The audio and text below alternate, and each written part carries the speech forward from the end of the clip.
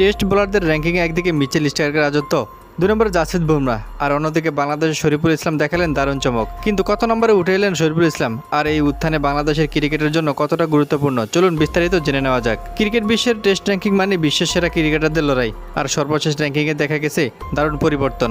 এবার জাসপ্রীত বুমরাহকে ছড়িয়ে শীর্ষস্থান ধরে রেখেছে অস্ট্রেলিয়ান তারকা মিচেল স্টার্ক, তার ঠিক পরে রয়েছেন ভারতীয় পেসার জাসপ্রীত বুমরাহ। তবে বাংলাদেশি ক্রিকেট প্রেমীদের জন্য সবচেয়ে আলোচনার বিষয় শরীফুল ইসলামের র্যাঙ্কিং কত।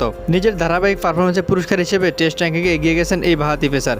শরীফুলের এই অগ্রগতি শুধু ব্যক্তিগত সাফল্য নয়, বাংলাদেশ পেস বোলিং ইউনিটের জন্য বড় একটি ইতিবাচক বার্তা। একসময় বাংলাদেশ দলের টেস্ট বোলিং মানেই ছিল মূলত স্পিনারদের পরিকল্পনা, কিন্তু সময় বদলাচ্ছে, এখন পেসারও গুরুত্বপূর্ণ ভূমিকা রাখছে, আর শরীফুল ইসলামের মতো তরুণ বোলারদের উত্থান সেই পরিবর্তনই প্রমাণ। বিশ্বসেরা বোলারদের তালিকায় যখন স্টার্ক ও বুমরাহর মতো শীর্ষ তালিকায় রয়েছে, তখন শরীফুল ইসলাম এগিয়ে আসা নিঃসন্দেহে বাংলাদেশ ক্রিকেটের জন্য বড় আশার খবর। এখন দেখার বিষয় এই ধারাবাহিকতা ধরে রেখে শরীফুল ইসলামের ভবিষ্যৎ টেস্ট র্যাঙ্কিং আরও কতটা উপরে আসতে পারে। আপনাদের মূল্যবান মতামত কমেন্ট বক্সে জানিয়ে দেবেন, শরীফুল ইসলাম কতটা অগ্রগতি হতে পারে।